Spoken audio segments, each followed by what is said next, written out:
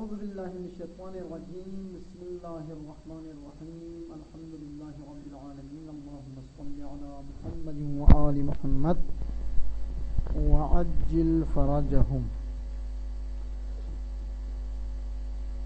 کہاں سے پڑھنا ہے آج؟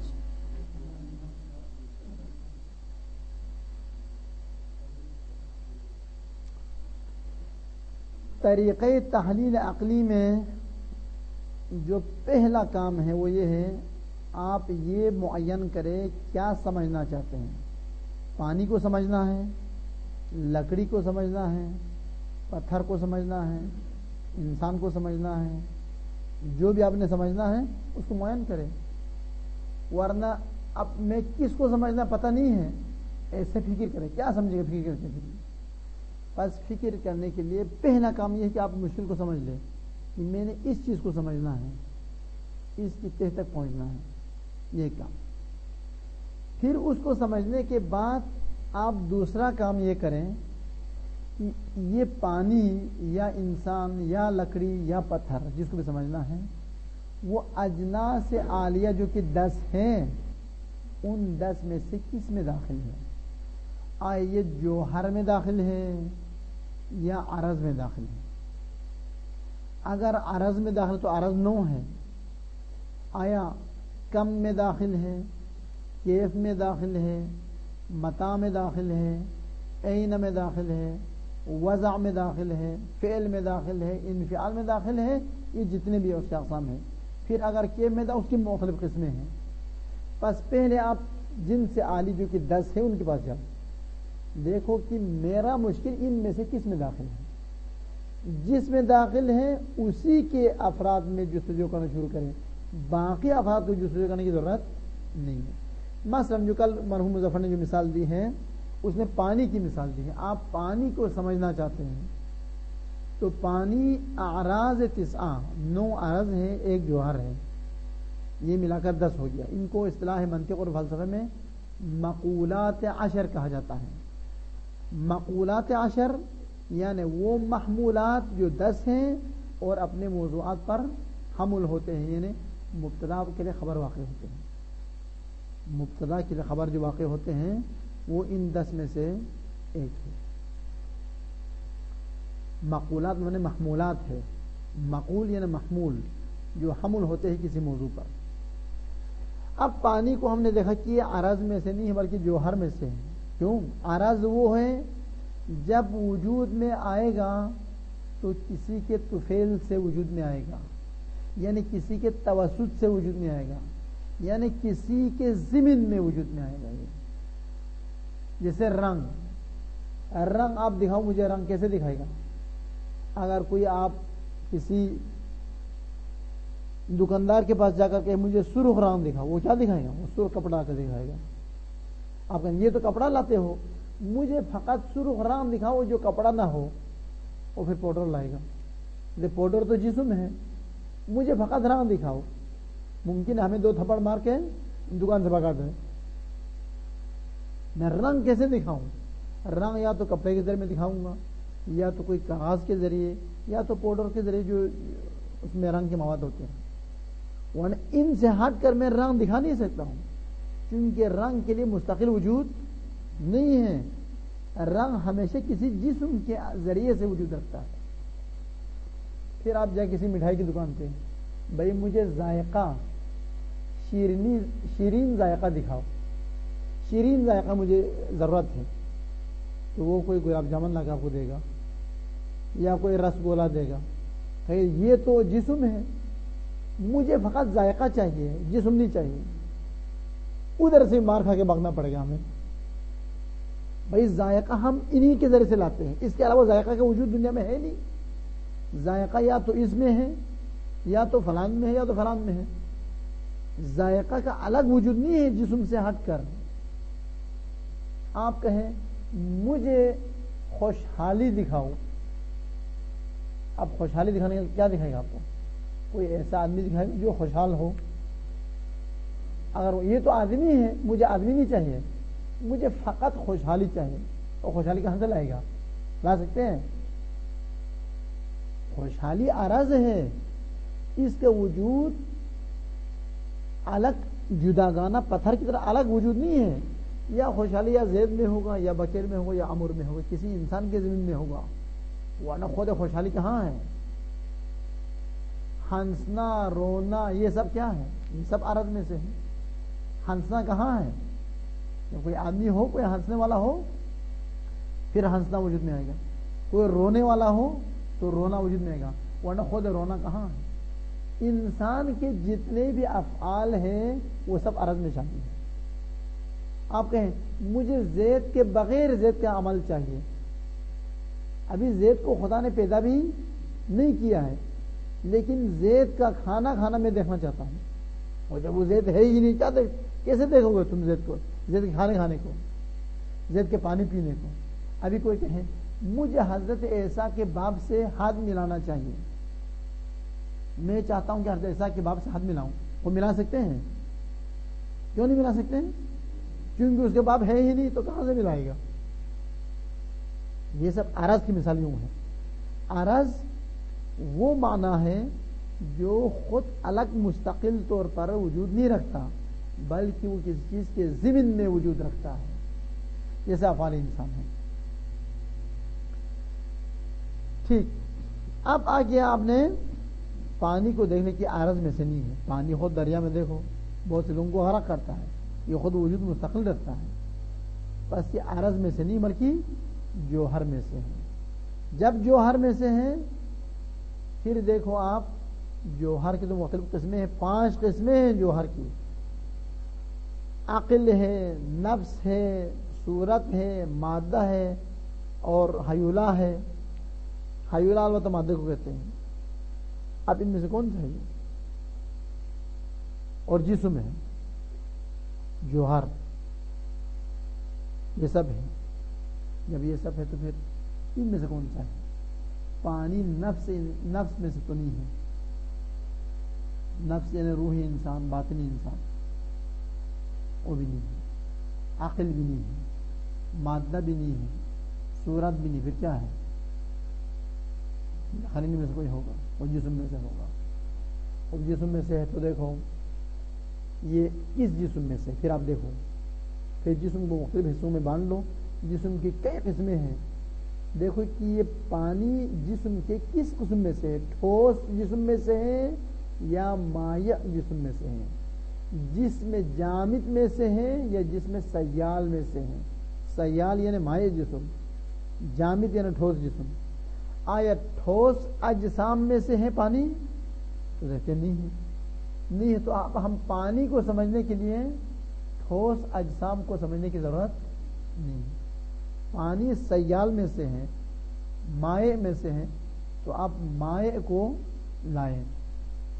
مائع تیل ہے, لسی ہے, دودھ ہے, پانی ہے, شربت ہے, بہت سارے رس ہے, فروٹ کے جو رس ہے وہ ہے. آپ ان سب میں سے دیکھو کہ پانی اور لسی میں کیا فرق ہے. کیوں اس مائع کا نام لسی ہے, اس کا نام پانی ہے؟ وجہ کیا, فرق کیا ہے؟ آپ ان میں غور کرو. پانی اور لسی میں کیا فرق ہے؟ رنگ میں فرق ہے, وزن میں فرق ہے, ذائقے میں فرق ہے, کس میں فرق ہے؟ پھر یہ دیکھو یہ فرق جن میں فرق ہے وہ ان کی عارضی صفات ہیں یا ذاتی صفات ہیں, یا آیا وہ جو فرق جن میں فرق ہے وہ ان کے ذاتیات میں داخل ہے یا عارضیات میں داخل ہے. انسان اور گھوڑا فرق رکھتے ہیں. ایک فرق یہ ہے کہ وہ ذاتیات میں فرق رکھتے ہیں, یہ ناطق ہے وہ ناطق نہیں ہے. اور دوسرے کے عارضیات میں فرق رکھتے ہیں, وہ 4 پیروں پہ چلتے ہیں, یہ 2 پیروں پہ چلتے ہیں. 2 پیروں پہ چلنا اور 4 پیروں پہ چلنا ذاتی نہیں ہے. انسان 1 پیر پہ بھی چل سکتا ہے, نہیں چل سکتا ہے. یہ جو معذور افراد وہ 1 پیر پہ چلتا ہے. بس یہ 2 پیر پہ چلنا, 1 پیر پہ چلنا, یہ عرضیات میں سے ہے. ذاتی اور عرضی کی پہچان کیا ہے؟ ذاتی اور عرضی کی پہچان یہ ہے آپ اس صفت کو اس چیز سے ہٹا لیں. صفت کے ہٹ جانے کے بعد وہ چیز وہی چیز رہ جائے, عرضی ہے. عرضی ہے. اگر صفت کے ہٹانے کے بعد وہ چیز نہ رہے تو ذاتی ہے. ابھی آپ انسان سے ناطقیت کو نکال دیں, تو انسان یا گھوڑا بنے گا یا گدھا بنے گا یا گائے یا بھیڑ یا بکری یا کبوتر. بس ناطقیت کو نکالنے سے وہ انسان نہیں رہتا. اب ایک انسان قد کا لمبا ہے، قد کا چھوٹا ہے، موٹا ہے، پتلا ہے، سرخ ہے، سفید ہے، سیاہ ہے، کافر ہے، مسلمان ہے، متقی ہے، فاسق ہے، عادل ہے.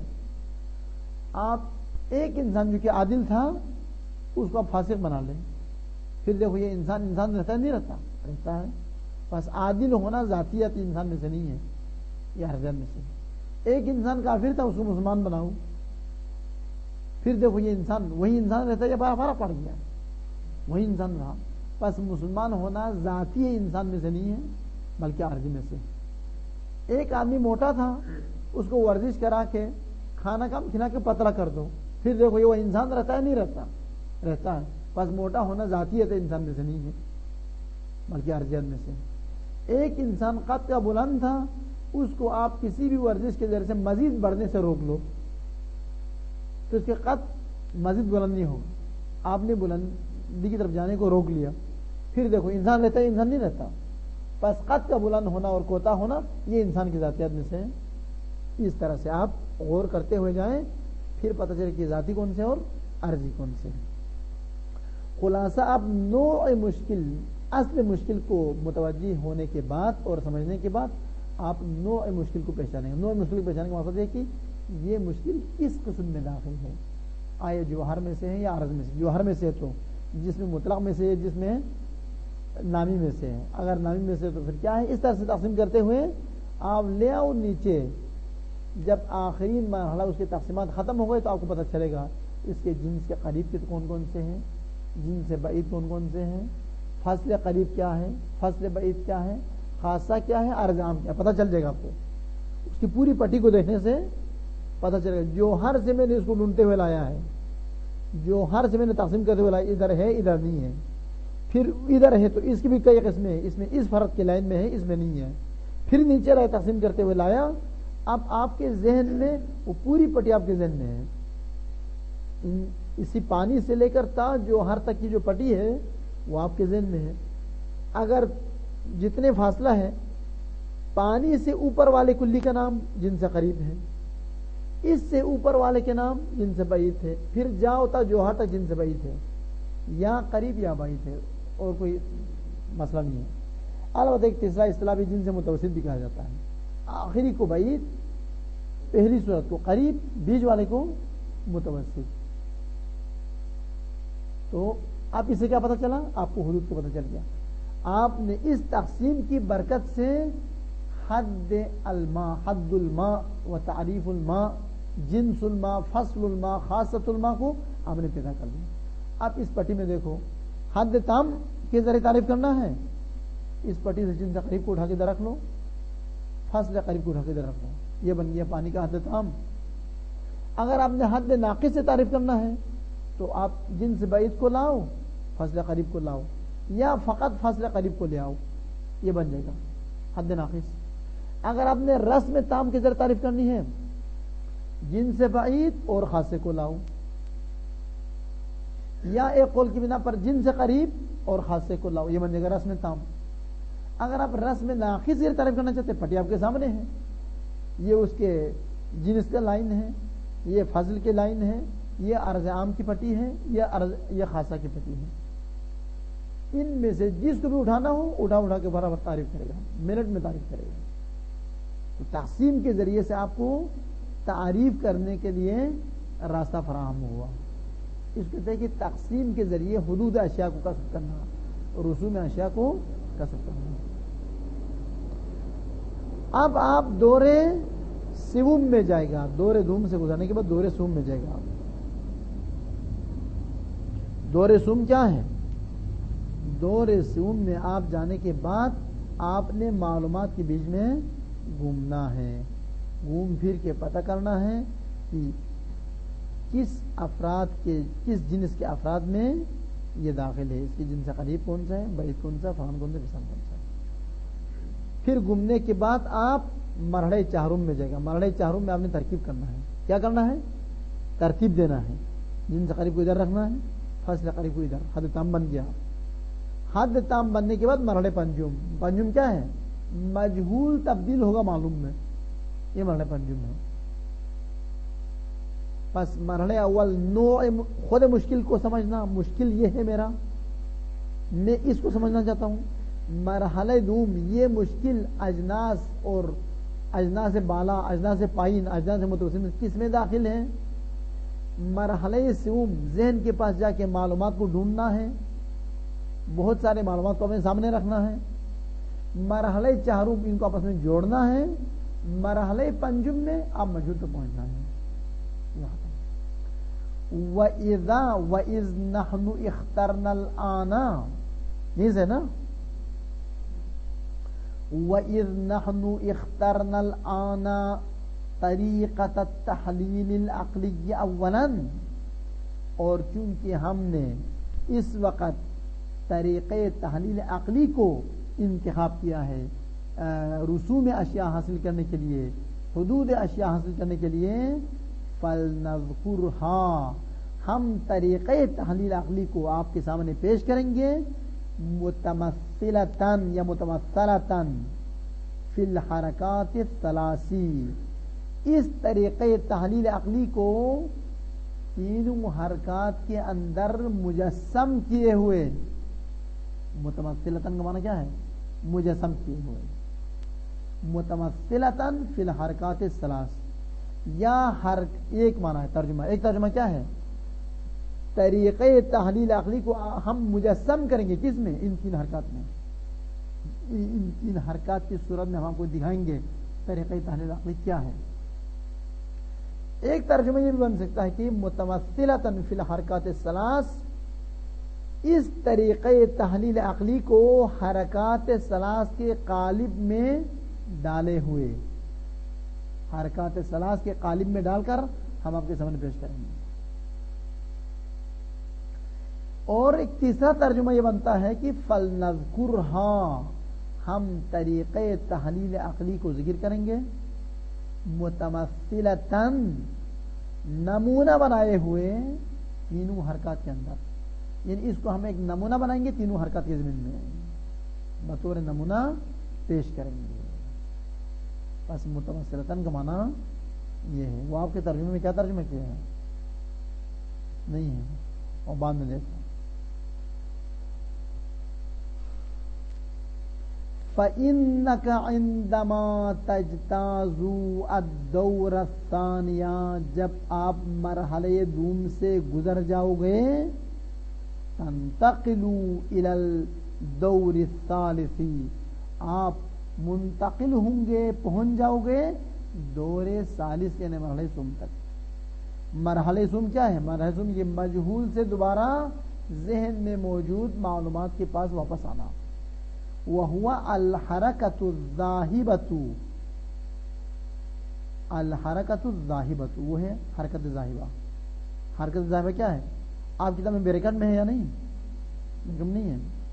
حرکت العقلی من المجہول الى المعلومات. حرکت ذاہبہ یہ ہے, یہ بریکٹ میں ہونا چاہیے. حرکت العقلی من المجہول الى المعلومات. اب آپ پانی سے اپنے ذہن کو ہٹا کر پانی کو لے کے آ جاؤ اپنے ذہن کے پاس. آ کر دیکھو کہ میرے ذہن میں اتنے سارے کلیات ہیں, اب یہ پانی کس کلی کے ضمن میں داخل ہے, تاکہ میں اس کلی سے اس کے اجزاء کو پیدا کروں. تحلیل عقلی کے طریقے کی روح سے حرکت زوم کا معنی کیا ہے؟ حرکت ظاہرہ کا معنی کیا ہے؟ وَمَعْنَا هَذِهِ الْحَرَكَةِ, حرکت ظاہرہ کا معنی عقل کا مجہول سے معلومات کی طرف آنے کی حرکت کا معنی بطریقت التحلیل العقلی, تحلیل عقلی کے روش پہ, المقصود بیانہا, کہ جس تحلیل عقلی کے طریقے کو بیان کرنے کا ہم نے قصد کیا ہے, مقصود اسی کو بیان کرنا ہے, اس طریقے میں مرحلہ سوم کا معنی کیا ہے؟ حرکت ظاہرہ کا معنی طریقہ تحلیل عقلی کی روح سے کیا ہے؟ وَمَعْنَى هَذِهِ الْحَرَكَةِ، یہ مبتدا ہے، هُوَ أَن تَنظُرَ، یہ هُوَ أَن تَنظُرَ یہ خبر ہے، اس حرکت ذاہبہ کا معنی هذه الحرکت یعنی حرکت ذاہبہ، یعنی حرکت العقل من المجهول الى المعلومات، اس کا معنی یہ ہے کہ آپ دیکھیں، آپ غور کریں فی ذہن کا، اپنے ذہن میں کس طرح غور کریں، الى جمیع الافراد، ان تمام افراد کی طرف آپ دیکھیں، الداخلتی تحت ذالک الجنس، جو اس جنس کے تحت میں داخل ہے، کس جنس کے تحت میں، الذی وہ جنس، فرضت المشکل داخلا تحتہ، آپ نے مشکل کو، یعنی ہماری مثال میں پانی کو جس جنس میں داخل سمجھا ہے، اس جنس کے تمام افراد کو سامنے لاؤ۔ ابھی ہم نے پانی کو سیال میں داخل سمجھا، تو سیال یعنی مائع چیزوں کو سب لا کر اپنے ذہن میں سامنے حاضر کریں، لسی کو بھی ذہن میں سوچ لو، دودھ کو بھی سوچ لو، ادھر سے تیل کو بھی سوچ لے، پانی کو بھی سوچ لے، شربت کو بھی سوچ لے، الی آخر۔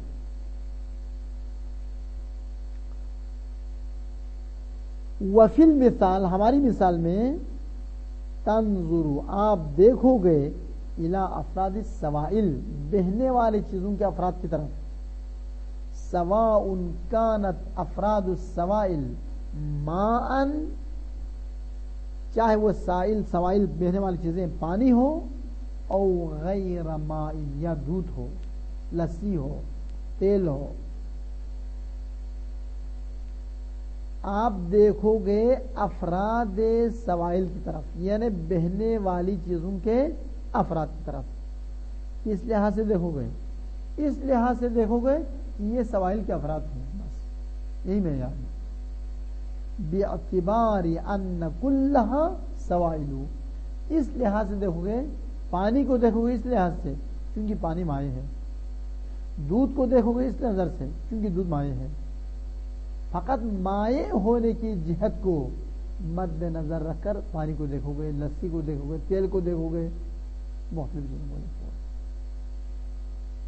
یہ دیکھ لیا، تمام افراد اپنے سامنے لایا، لسی بھی سامنے لایا، تیل بھی سامنے لایا، سب اپنے ذہن کے سامنے حاضر کر دیا، سوائل کے جتنے افراد ہو سکتے تھے سب کو اپنے ذہن میں حاضر کر دیا۔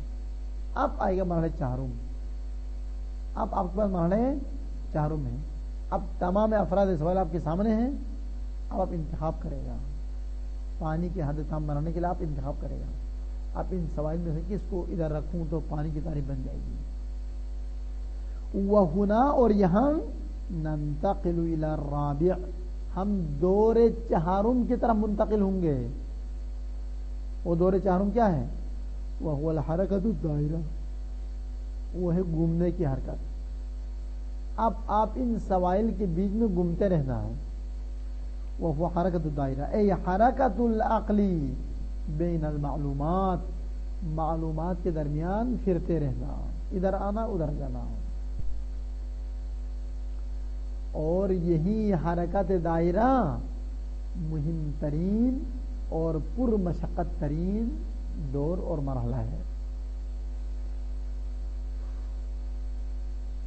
اس دور میں جو کامیاب ہوگا مجہول تک پہنچ جائے گا، جو ناکام ہوگا وہ اس اونٹ کی طرح اپنے گرد گھومتا رہے گا جس کی آنکھوں پر پٹی ہے، وہ خیال کرتا ہے کہ کہاں ہے، کہیں جا رہا ہے، وہاں کہ خود آپس میں اپنے گرد چکر کاٹ رہا ہے۔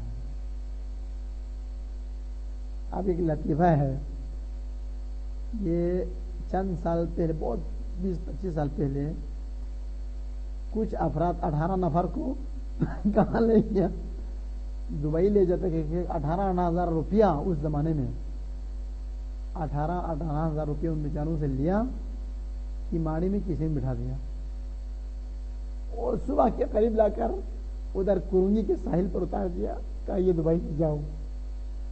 اب وہ بیچارہ، اب ادھر تو مکان کہاں تھا، ابھی بھی مکان نہیں ہے ساحل پر، اس زمانے تو بالکل بیابان تھا، ان کو یقین ہے اب یہ دبئی ہے۔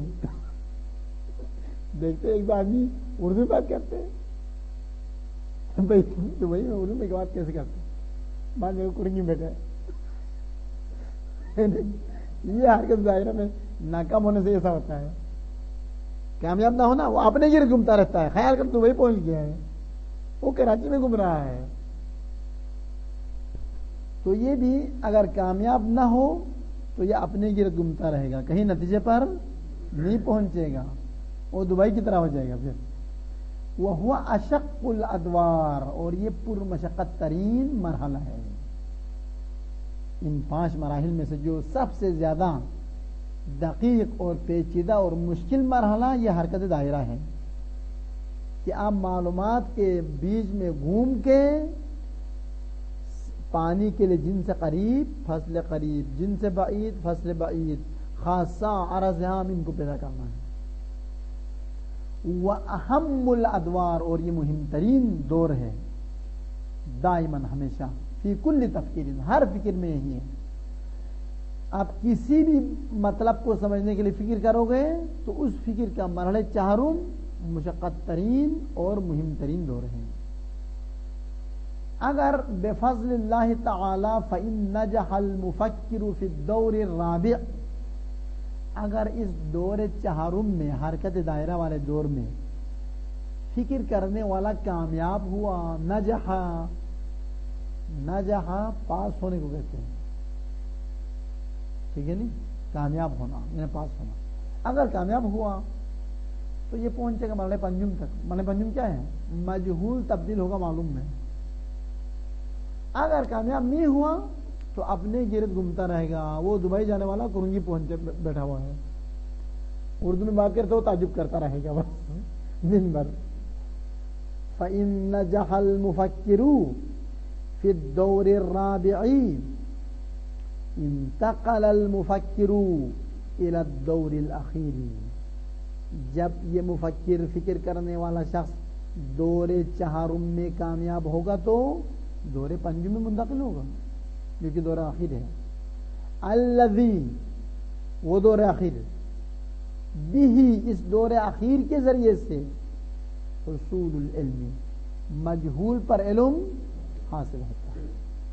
وَإِلَّا يَنْجَحْ فِي الدَّوْرِ الرَّابِعِ, اگر خدا نخواستہ یہ شخص مفکر دور 4 میں کامیاب نہ ہو جائے تو کرنگی کو یاد کریں.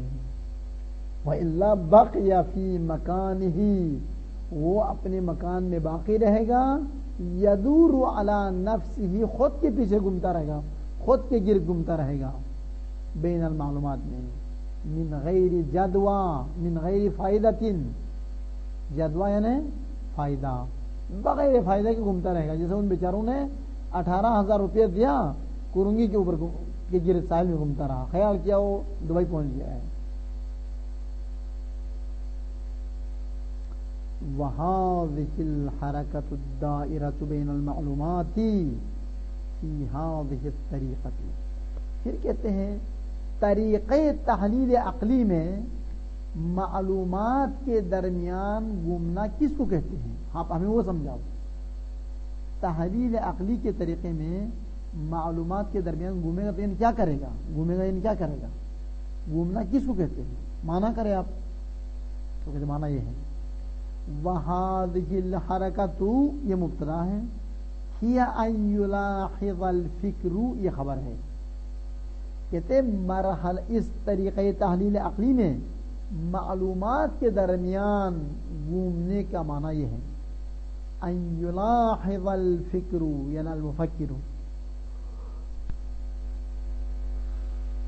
فکر انسان, عقل انسان, فکر بمانے عقل, یہاں پر فکر یہاں پر کس معنی میں ہے؟ عقل.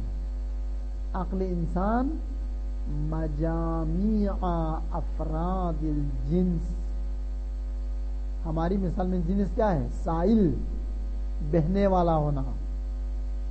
اس کے مختلف مجموعوں کو مد نظر قرار دے گا.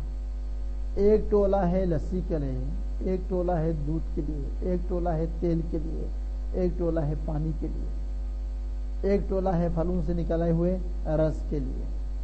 5 ٹولے آپ نے بنائے سوائل کے, ان میں سے ہر ٹولے کے بعد جا کے غور کرے گا اس ٹولے میں کون سی خصوصیت ہے جو باقی 4 میں نہیں ہے؟ کیوں اس کا نام بن گیا لسی، اس کا نام بن گیا دودھ؟ فرق کیا ان دونوں میں؟ اس کو پانی کہتے ہو، اس کو لسی کہتے ہو، فرق کیا ان دونوں میں؟ آپ ان ہر ٹولے کے پاس جا کر یہ غور کر کے سمجھنے کی کوشش کرے گا کہ اس ٹولے اور اس ٹولے میں، اس گروہ اور اس گروہ میں فرق کیا ہے۔ ان یلاحظ الفکر، عقل انسان مد نظر قرار دے گا، ملاحظہ کرے گا، غور کرے گا، فکر کرے گا، مجامع افراد الجنس، اس جنس کے افراد کے مجموع پہ غور کرے گا۔ کون سے جنس؟ الذی، وہ جنس دخل تحتہ المشکل، جس جنس کے تحت میں آپ کا مشکل اور آپ کا مسئلہ داخل ہے، یعنی پانی داخل ہے۔ اب کیا کرے گا آپ؟ فَيَفْرِزُهَا مَجْمُوعَةً مَجْمُوعَةً، آپ سوائل اور اس جنس کے افراد کو مختلف ٹولوں میں بانٹ دے گا۔ یفرز کو معنی جدا کرنا، الگ کرنا، بس آپ الگ کرو گے ان افراد جنس کے مجموعوں کو، مجموعہ بنا کر الگ کرو گے، پانی کو الگ، لسی کو الگ، دودھ کو الگ، تیل کو الگ، اور پھلوں کے رس کو اور جوس کو الگ۔ فَلِأَفْرَادِ الْمَجْهُولِ مَجْمُوعَةٌ، پانی کے جتنے افراد ہیں، مجہول ہمارا پانی ہے نا، مجہول کیا ہے؟ پانی کے افراد رکھیں گے گروہ الف میں۔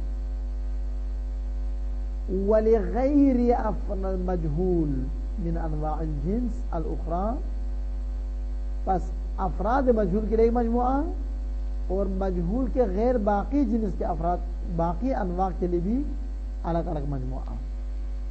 کل واحد مجموعۃ من الافراد، ہر ایک افراد کا ایک ٹولہ قرار دے گا۔ ہماری مثال میں، وفی المثال، ہماری مثال میں، یلاحظ العقل، عقل انسان مد نظر قرار دے گا، مجامع السوائل،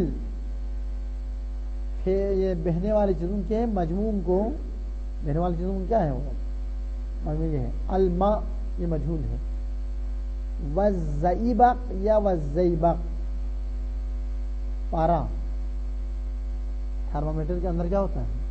پارا، زئبق، واللبن دودھ، والدہنی تیل، الہ رس، فلاں۔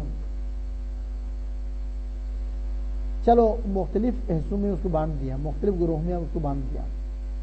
وعند ذلك يبدأ، جب مختلف حصوں میں اس کو بانٹ دیا، اب عقل انسان شروع کرے گا فی ملاحظۃ المجامع، اس سائل کے مجموع کو مد نظر قرار دینا، اس پہ غور کرنا، اس پہ فکر کرنا شروع کرے گا۔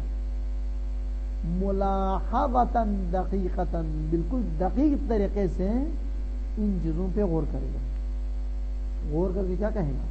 غور اس پہ کرے گا لسی اور پانی میں مشترک صفات کون کون سی ہیں اور الگ صفات خصوصیات کون کون سی ہیں، پانی اور لسی کتنی چیزوں میں مشترک ہیں اور کتنی چیزوں میں ایک دوسرے سے جدا ہیں، پانی اور تیل کتنی چیزوں میں شریک ہیں، کتنی چیزوں میں ایک دوسرے سے جدا ہیں،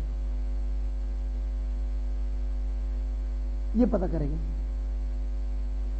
کیوں پتہ کرے گا؟ لیعرف الفکر والعقل، تاکہ عقل انسان سمجھ لے اور جان لے، ما تمتاز به مجموعۃ افراد المشکل بحسب ذاتها وحقیقتها عن المجامع الاخرى، تاکہ عقل انسان سمجھ لے اور پہچان لے، ما اس چیز کو پہچان لے، تمتاز به، جس چیز کے ذریعے سے جدا ہو جاتا ہے مشکل کے افراد کا مجموعہ ذاتی طور پر اور حقیقت کے طور پر، عن المجامع الاخرى، لسی کے مجموعے سے، تیل کے مجموعے سے، دودھ کے مجموعے سے، رس کے مجموعے سے.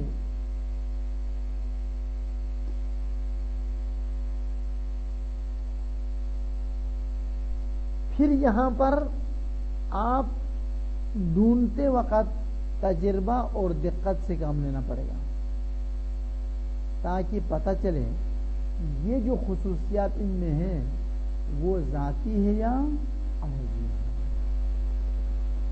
کچھ فرق تو ہے. اگر وہ فرق ذاتی ہے تو فصل کہلائے گا، اگر وہ فرق عارضی ہے تو خاصیت ہے. وہ مشترک صفات ہے. اگر ذاتی ہے تو جنس کہلائے گا، اگر عارضی ہے تو عرض عام کہلائے گا. اس عرض عام اور ذاتی، خاصہ اور فصل، ان کو پیش آنے کے لیے دقیق طریقے سے ڈھونڈنے اور تلاش کرنے کی ضرورت ہے. ولا بد هنا من الفحص الدقیق والتجربتی، یہاں پر دقیق طریقے سے ان چیزوں کو ٹٹولنا اور تجربہ کرنا ضروری ہے. لیعرف الفکر فی المثال، تاکہ اس مثال میں فکر انسان و عقل انسان سمجھ لے. کیا سمجھ لے؟ الخصوصیت الذاتیت او الخصوصیت العارضیت، آیا یہ خصوصیت ذاتی ہے یا عارضی ہے. التی، وہ خصوصیت یمتاز بها الماء عن غیر الماء من السوائل الاخرى، بہنے والی چیزوں کی جو پانی کے علاوہ قسمیں ہیں ان سے پانی جدا ہو جائے. اب وہ فرق کس میں ہے کہ فی لونہ، یا تو رنگ میں فرق ہے ہوگا، وطعمہ، یا تو ذائقے میں فرق ہوگا، وزنہ وثقلہ، یا اس کے وزن اور باری پن میں فرق ہوگا، او فی اجزائہ الطبیعیتی، یا اس کے خدا دادی اجزاء میں فرق ہوگا. کچھ تو فرق ہوگا.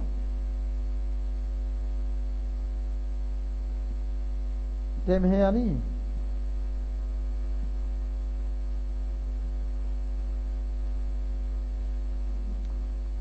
ولا يستغني الباحث عن الاستعانة بتجارب الناس والعلماء وعلومهم والبشر. اتنا مشکل ہے یہ تمہارے سے روحانی کا ہے فرق.